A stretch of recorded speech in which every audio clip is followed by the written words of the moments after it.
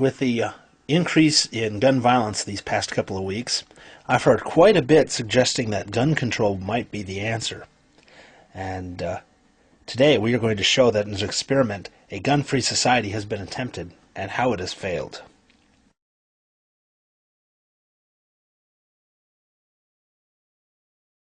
One of the fallacies of gun control is the idea of police protection. The belief is that our police force is more than adequate to deal with any threat that you or I may face. Well, police do have their use, and I'm not against them. They can't protect you at all times. In the Supreme Court case, Warren versus District of Columbia, it was decided that a government and its agencies are under no general duty to provide public services, such as police protection, to any particular individual citizen. Again, in Lynch versus the North Carolina Department of Justice, it was ruled that law enforcement agencies and personnel have no duty to protect individuals from the criminal acts of others.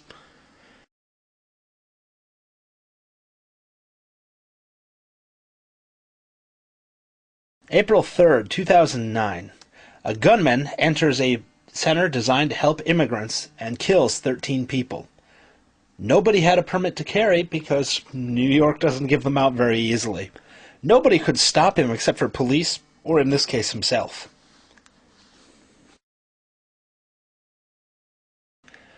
Virginia Tech, Virginia, April 16th, 2007. Gunman Cho kills 32 people. Nobody could stop him due to the no guns on campus policy. Some of the students had permits to carry that were valid in the state of Virginia, but they were not allowed to bring them into this gun-free society known as Virginia Tech. Now let's consider situations where an armed civilian was present. Cape Town, South Africa, July 25th, 1993. 4 gunmen entered St. James Church with assault rifles and grenades.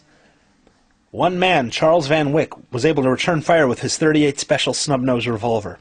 Despite the disparity of force and the obvious advantage in the favor of the gunman fled. Sadly, 11 people were killed, but the plan was for them to kill the entire congregation. Clearly, Charles Van Wyck's actions that day saved lives. Next case, Colorado Springs, Colorado, December 9th, 2007. Gunman Matthew Murray attacks New Life Church in Colorado Springs. He carries an assault rifle, a handgun, and over 1,000 rounds of ammunition in his backpack. Sadly, he did kill 2 people in the parking lot, but an armed civilian shot him, saving unknown numbers of lives.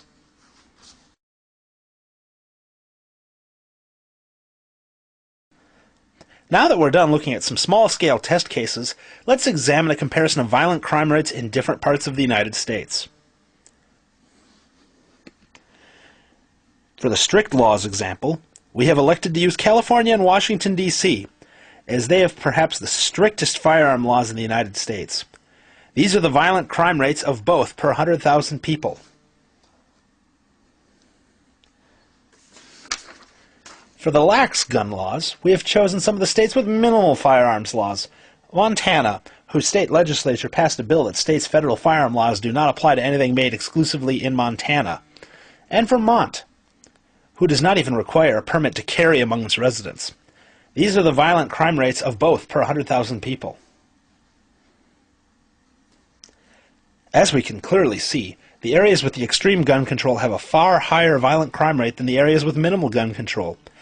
Please take note that these figures are given in a per 100,000 people basis, so any effect of having a bigger or smaller population has been canceled out. So, what can we take away from today's findings? 1. The police have no responsibility to you. They cannot always follow you, nor are they required by law to protect you. 2. Meeting assailants with armed resistance typically saves lives, contrary to the PC myth of the OK Corral. 3. Areas with higher gun control are more likely to have higher crime, which confirms that assailants prefer unarmed victims to armed resistors.